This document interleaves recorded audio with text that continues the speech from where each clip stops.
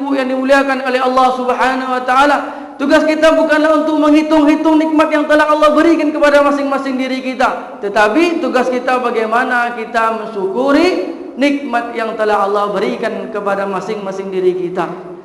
Tanda kita ini syukur kepada nikmat yang telah Allah berikan kepada diri kita ini, kita mengerjakan semua perintah-perintahnya Allah, kita menjauhi segala larangan yang telah Allah larang terhadap diri kita. Itu tanda kita mensyukuri nikmat yang telah Allah berikan kepada kita. Dengan lisan kita mengucapkan alhamdulillahirabbil alamin, tanda kita syukur kepada Allah Subhanahu wa taala. Banyak saudara-saudara kita tidak diberi oleh Allah kesempatan, tidak diberi oleh Allah nikmat kesehatan, yang mana kita semua yang hadir pada dalam masjid ini diberikan nikmat kesempatan, diberi nikmat kesehatan, yang mana saudara-saudara muslim kita yang terbaring di rumah sakit, yang terbaring di rumahnya di atas kasur dia sendiri. Karena apa? Tidak Allah beri dia nikmat kesehatan. Bagaimana nikmat kesehatan yang Allah berikan kepada diri kita ini kita gunakan untuk beribadah kepada Allah Subhanahu wa taala. Bagaimana kekuatan yang Allah berikan pada diri kita ini, kesehatan yang Allah berikan pada diri kita ini, kita gunakan untuk taat kepada Allah Subhanahu wa taala. Nanti kita akan dipertanyakan oleh Allah, waktu engkau sehat, engkau gunakan diri engkau untuk apa? Untuk bermaksiat kepadaku atau untuk taat kepada diriku, atau untuk taat kepadaku? Dengan keyakinan bahwasanya kita ini tidak ada, begitu semangat ibu dan bapak, kita itu meyakini bahwasanya tidak ada kesuksesan, tidak ada kebahagiaan yang paling bahagia, tidak ada keberhasilan melainkan diri kita ini taat kepada Allah Subhanahu wa taala. Dan sebaliknya juga tidak ada kesengsaraan yang paling besar, tidak ada kerugian yang paling terbesar melainkan diri kita ini bermaksiat kepada Allah Subhanahu wa taala. Bersalawat kita kepada Nabi Muhammad sallallahu alaihi wasallam dengan mengucapkan Allahumma shalli ala sayyidina Muhammad wa ala ali sayyidina Muhammad. Semoga siapa saja yang banyak bersalawat kepada Nabi Muhammad, siapa saja yang sering bersalawat kepada Nabi Muhammad, kita mendapatkan syafaatnya di yaumil akhir, kita diakui sebagai umatnya Rasulullah sallallahu alaihi wasallam, yang mana di yaumil akhir nanti tidak ada yang bisa memberikan syafaat kepada kita, tidak ada yang memberikan bantuan untuk kita, tetapi yang bisa membantu kita nanti adalah Rasulullah sallallahu alaihi wasallam. Bapak dan ibu jemaah yang dimuliakan oleh Allah Subhanahu wa taala, kita hidup di dunia ini, Bu, Pak, tidak ada kita usul kepada Allah, tidak ada kita meminta kepada Allah, ya Allah, aku hidup di dunia ini, aku ingin menjadi umatnya baginda Rasulullah sallallahu alaihi wasallam. Tidak ada kita minta kepada Allah, tetapi saking sayangnya Allah kepada kita, saking cintanya Allah kepada kita, kita dihidupkan di dunia ini dalam keadaan menjadi umatnya baginda Rasulullah sallallahu alaihi wasallam. Banyak keistimewaan menjadinya umat Rasulullah sallallahu alaihi wasallam. Ada 4 perkara, ada 4 yang diirikan oleh Nabi Adam alaihissalam terhadap kita sebagai umatnya Rasulullah sallallahu alaihi wasallam. Yang pertama, Nabi Adam alaihissalam iri terhadap kita sebagai umatnya Rasulullah. Dan itu yang pertama, Nabi Adam alaihissalam diterima taubatnya oleh Allah Subhanahu wa taala di kota Mekah. Tetapi kita sebagai umatnya Rasulullah sallallahu alaihi wasallam berbuat maksiat di mana saja, berbuat maksiat pagi, siang, sore, bermaksiat kepada Allah. Tetapi dimanapun dia bertaubat kepada Allah, mau di Masjid Rahmat Ilahi, mau di Mushola Muflihin, dia bertaubat, dia meyakini tidak akan mengulangi kesalahannya, dia janji tidak akan mengulangi kemaksiatan dia lakukan. Maka ketahuilah Bapak dan Ibu, taubat kita akan diterima oleh Allah, akan diampunkan oleh Allah. Tetapi Nabi Adam alaihissalam diterima taubatnya hanya di kota Mekah saja. Allahu Akbar. Ibu dan bapak yang dimuliakan oleh Allah Subhanahu wa taala. Yang kedua, Nabi Adam alaihissalam itu iri terhadap kita sebagai umatnya, Bu, Pak. Yang kedua adalah Nabi Adam alaihissalam berbuat kesalahan di dalam surga, lalu membuat lupa. Kalau berbuat salah kita rasa tidak adab gitu, tapi lupa di surga makan buatin, tetapi Allah murka, Allah turunkan Nabi Adam ke dalam ke dunia ini dalam keadaan nampak aurat-aurat Nabi Adam, terlihat auratnya, Siti Hawa terlihat auratnya. Tetapi umatnya baginda Rasulullah SAW pagi, siang, malam bermaksiat kepada Allah Subhanahu Wa Taala, Allah masukkan dia ke dalam surga yang pertama. Tidak ada umat yang masuk ke surga pertama kali kecuali umatnya Rasulullah SAW. Nabi Adam alaihissalam yang ketiga. Nabi Adam diturunkan oleh Allah Subhanahu Wa Taala ke dunia ini di India, di bawah kaki gunung Himalaya, dan jauhnya Siti Hawa di kota Jeddah. Lalu iblis diturunkan oleh Allah di Mekah. 450 tahun Allah pisahkan Nabi Adam dan Siti Hawa. Tetapi umat Rasulullah SAW bermaksiat kepada Allah, sering-sering bermaksiat kepada Allah, tetapi tidak dipisahkan oleh Allah dan istri dan anak-anaknya. Tidak, andaikan saja sekali kita bermaksiat kepada Allah, lalu Allah murka, Allah ceraikan kita dan istri kita, Allah pisahkan kita dengan anak kita. Tetapi karena kita ini umatnya Rasulullah, Allah tidak begitu murka kepada kita. Kalau kita bertobat, maka kita akan diampuni oleh Allah Subhanahu Wa Taala. Yang keempat, Nabi Adam itu iri terhadap kita sebagai umat, yaitu dengan satu kesalahan Nabi Adam alaihissalam Allah murka. Dengan satu kesalahan yang dilakukan oleh Nabi Adam, Allah murka. Selama-lamanya Nabi Adam alaihissalam bertobat, tetapi tobat itu ditunda selama 450 tahun. Tetapi kalau umatnya Rasulullah sallallahu alaihi wasallam, yaitu kita bapak dan ibu, kita bertaubat, berminta ampun kepada Allah Subhanahu Wa Taala, maka kalau kita sungguh-sungguh, maka kita akan mendapatkan ampunan Allah Subhanahu Wa Taala. Amin amin ya rabbal alamin. Bapak dan ibu yang dimuliakan oleh Allah Subhanahu Wa Taala, jemaah salat subuh yang dimuliakan oleh Allah Subhanahu Wa Taala, apalagi kita sekarang di dalam bulan suci Ramadan, tetapi begitu sedihnya hati ini, bulan Ramadan akan meninggalkan kita. Sekarang sudah masuk 21 Ramadan ya Bu, ya Pak. Kita akan ditinggalkan oleh bulan suci Ramadan. Begitu sedihnya. Masalahnya kita ini banyak lalai dalam bulan suci Ramadan ini. Allah Subhanahu Wa Taala itu telah membentangkan 1 bulan penuh. Allah Subhanahu Wa Taala telah membentangkan 1 bulan penuh ampunannya, rahmatnya telah Allah beri. Allah telah obrolkan, promokan pada 1 bulan penuh ini, ibu dan bapak yang dimuliakan oleh Allah Subhanahu Wa Taala. Siapa orang yang paling bahagia? Kata sahabat kan, siapa orang yang paling, makhluk yang paling bahagia ketika datangnya bulan Ramadannya Rasulullah? Siapa manusia yang paling bahagia? Dijawab oleh hadis Rasulullah SAW, man shoma ramadhana imanan wa ihtisaban ghufira lahu ma taqaddama min dzambi. Siapa yang orang yang paling bahagia itu Bapak, Bu, orang yang paling bahagia itu datangnya bulan suci Ramadan, dia hadir pada bulan suci Ramadan, dia adalah orang yang berpuasa pada bulan suci Ramadan, dan dengan keyakinan, dengan keimanannya kepada Allah Subhanahu Wa Taala, dan hanya mengharap ampunan Allah saja, Bu, Pak. Jika dia ingin mengharapkan ampunan Allah saja, maka ghufira lahu ma taqaddama min dzambi. Maka ketahuilah, orang tersebut akan diampunkan dosa-dosanya oleh Allah Subhanahu Wa Taala.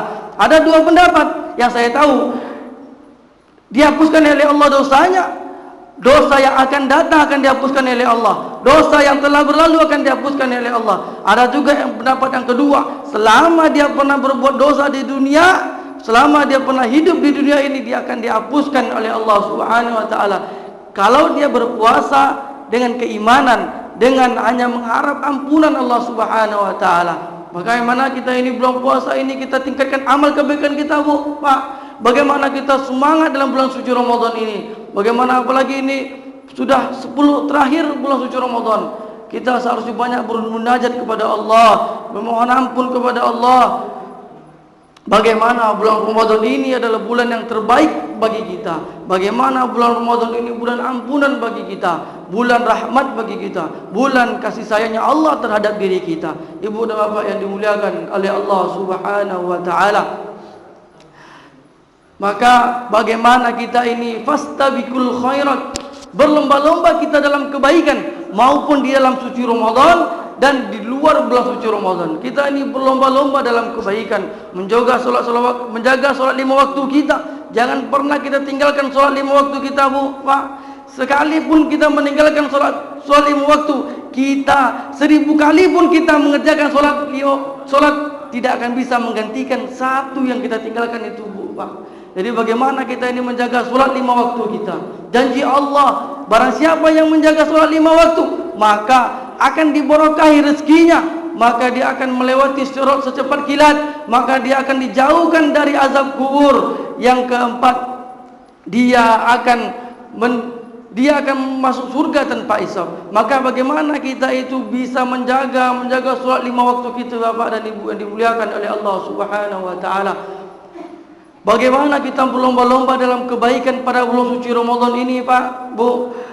Yang mana semua amal kebaikan itu akan Allah lipat gandakan 70 kali lipat. Solat fardu yang kita kerjakan di bulan suci Ramadan akan dilipat gandakan oleh Allah 70 kali lipat. Kalau kita mengerjakan hal-hal sunnah, solat sunnah di bulan suci Ramadan, maka kita akan mendapatkan pahala bagaimana kita solat fardu di luar bulan suci Ramadan. Andai kata nih, Pak, Bu, kita mengerjakan 1000 solat sunnah di luar bulan suci Ramadan, kita tidak akan sanggup untuk menyandingi pahala yang satu solat fardu saja.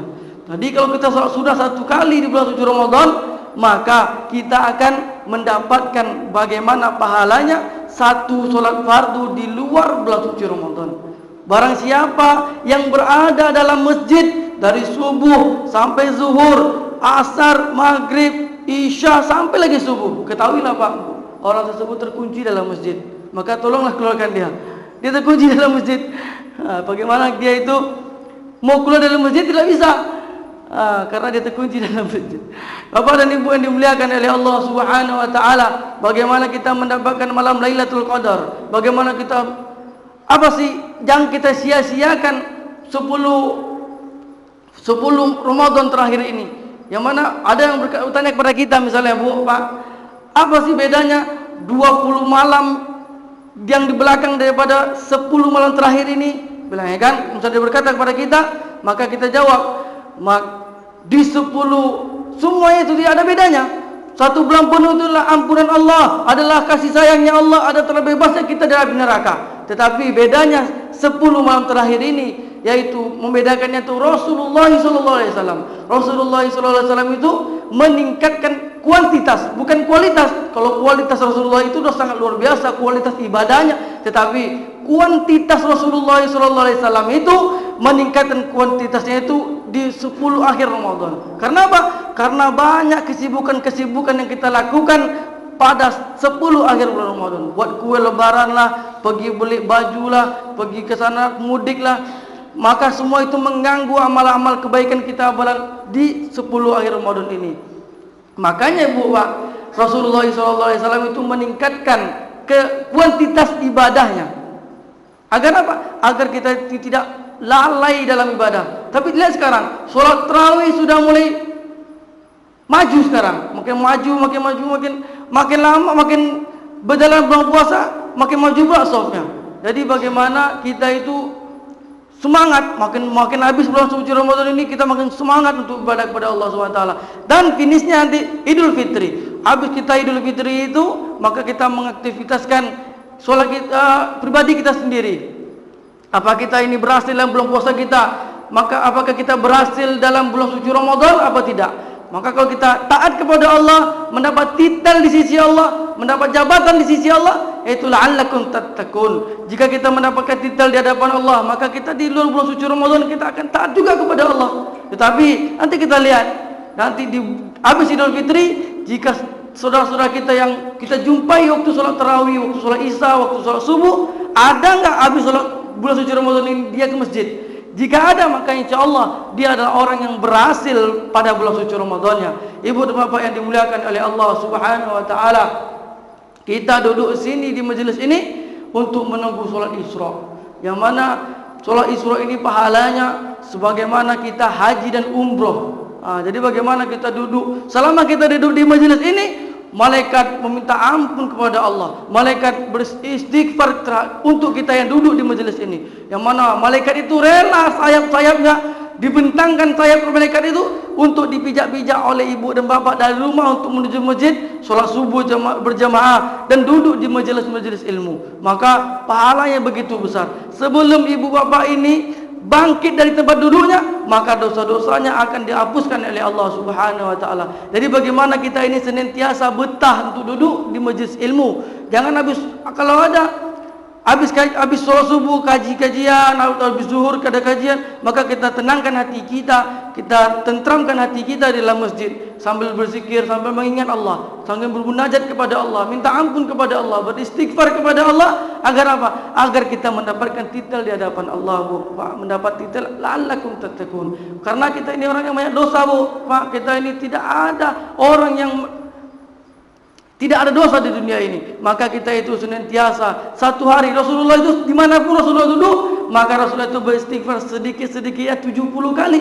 Rasulullah itu duduk istighfar, astagfirullahalazim. Tanamkanlah hati kita, ya Allah, ampunkan dosa-dosa hamba ini, ya Allah, dosa hamba begitu banyak, ya Allah. Astagfirullahalazim allazi la ilaha illa huwal hayyul qayyum wa atubu ilaih. Jadi bagaimana senantiasa sebenarnya, Bu, kita tidak perlu 70 kali kita beristighfar kepada Allah, 100 kali. Satu kali saja kita beristighfar kepada Allah, mampu saja Allah itu untuk menghapuskan dosa-dosa kita. Bukan tidak mampu, tetapi bagaimana kita ini istiqomah dalam mengerjakan amal-amal agama. Kalau Allah hapuskan dosa kita, maka kita tidak akan mau lagi amal-amal agama. Maka kita akan tinggalkan amal agama itu.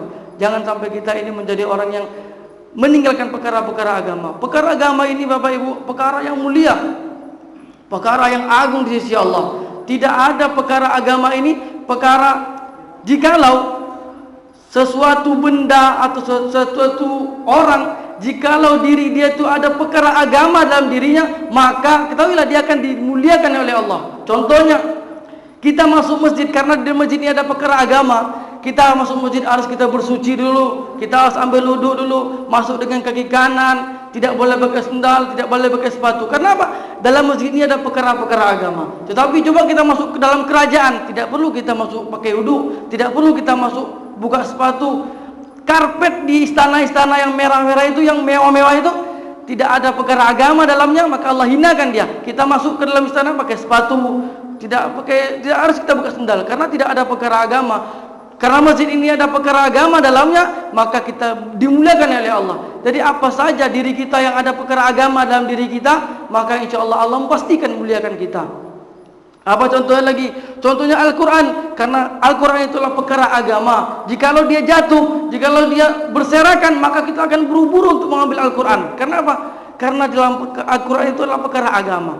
Tapi cobalah kardus, coba koran dijadikan bungkusan gorengan. Karena apa? Karena tidak ada perkara agama dalam koran tersebut, karena tidak ada perkara agama dalam kardus tersebut. Itulah keistimewaan kalau kita ini ada perkara agama pada diri kita. Bagaimana kita ini senantiasa perkara agama itu masuk pada diri kita. Kita mengerjakan sunnah-sunnah Rasulullah SAW.